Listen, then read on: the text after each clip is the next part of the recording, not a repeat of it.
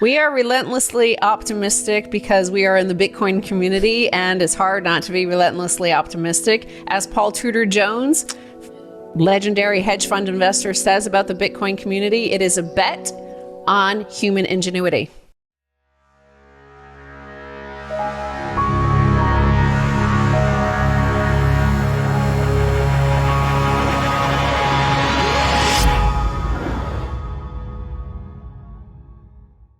What could compromise that? And is there a situation that you see that could, I guess, the state get its fingers involved in Bitcoin and we see more capital controls, et cetera? No, I don't think that's really going to be the case because as was talked about, Bitcoin separates state from money, and the state has no ability to get into Bitcoin or disrupt Bitcoin. And Bitcoin is unconfiscatable, it's uncensorable, and it's going to really disintermediate the state. I think we're going to see now the beginning of the dissolution of this nation state as a model. We're going to see one of the major central banks go under in 2021. I think the central bank model is going to also go the way of the horse and buggy. And so they don't really have any way to attack Bitcoin.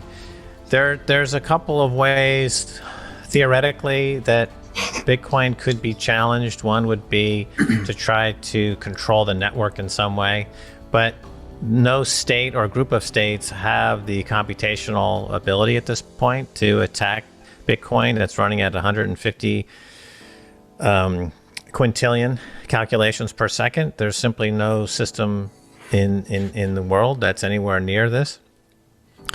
And there's another factor here, which is, I think, plays into this idea that gold bugs have, where gold is physical and I can hold it, and Bitcoin is not. And so therefore I can't really accept it.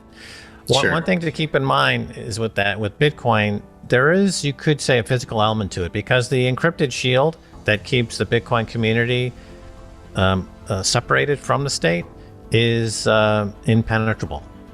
You're essentially, when you're in the Bitcoin network, when we're transacting a Bitcoin, and we don't need permission, we don't need a bank, we don't need an intermediary, we can transact. Any two individuals on planet Earth can transact without any interruption. No state, no bank. And there's no ability by any outside force to stop that, because the encrypted shield that protects the network is impenetrable for what I just mentioned. So to that degree, it's physical in that sense, if you can think of it in terms of it has a physical attribute. It's just as a brick wall would be, you could not run through a brick wall. There's the physical object in your way. You cannot penetrate or pierce the encrypted shield that keeps the Bitcoin network free from the state. So that's like a wall. So you can't break it. So I think gold bugs, if they have that, if they think about it in those terms, they can migrate over from gold and start to see Bitcoin and understand the Bitcoin use case and the Bitcoin value proposition. And you get more of the gold crowd into Bitcoin. If we're talking about a finite number of coins, and there's a small population of people that, like yourself, that you were a decade ago talking about why this had utility and why people should pay attention, and started building an allocation. My next door neighbor isn't going to turn his head until the price is 100,000, 150,000, and then he's purchasing the same asset at a vastly inflated price. Will never have anywhere close to the quantity. And so could we end up with a very small population that controls 90% of the value, and that essentially becomes the state in some way? Well, I think the state, there's a game theory layer baked into the Bitcoin protocol.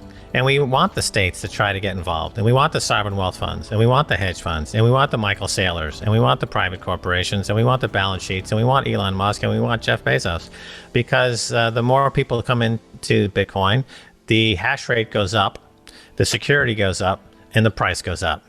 So we want everybody in the world, every government, every sovereign wealth fund, every money manager, every household to buy Bitcoin and to enjoy the price appreciation going forward. You do have now that transitionary period that will come from Bitcoin as a store of value, where it is now, to becoming a medium of exchange. And that's happening quite rapidly. And I think it'll start to push aside other payment rails in the next couple of years to unit of account. So we are heading to a world that things are priced in Bitcoin. And so any amount of Bitcoin will be needed if you want to participate in the global economy. I would follow up with that, and I would say that a few things. First of all, regarding your previous question to Max, is that when you separate a state from money, the previous moment, revolutionary moment like that, was when we separated church from state. And that was something that also broke thousands of years of human behavior. There were these divine people that God himself appointed to lead over us, rule over us. And something snapped that we attacked these people, beheaded them in France, and just like, that is a huge break that you can never go back. France will never have a king again because they've already beheaded it, because they've already said there is no divine individual. We all have human rights. We all have the same natural law applied to us. Well, the same thing happens when we broke this connection between money and state.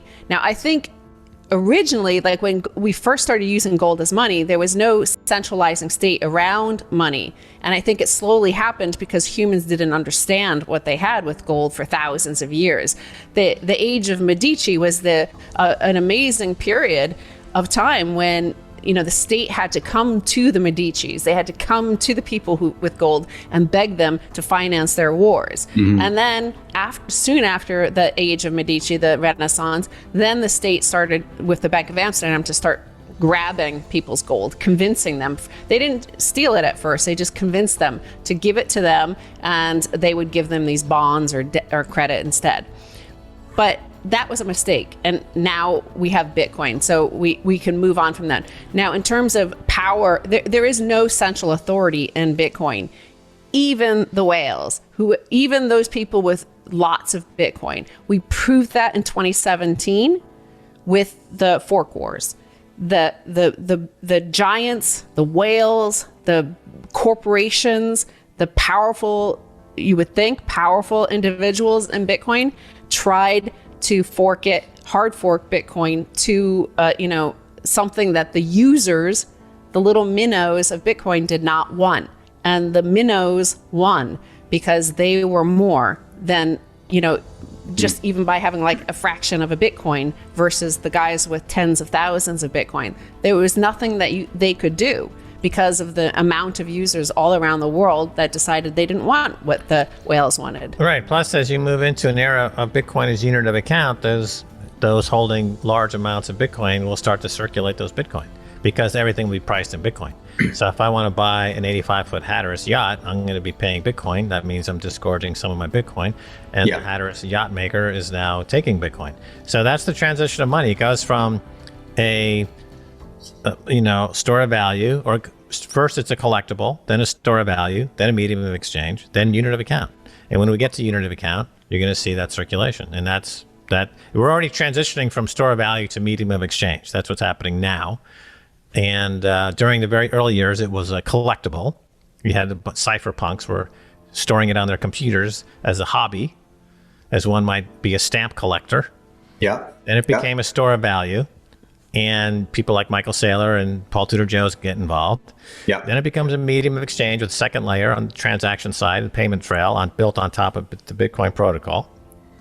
And then it'll go to unit of account. Then we're in a Bitcoin only world. Everything will be priced in Bitcoin.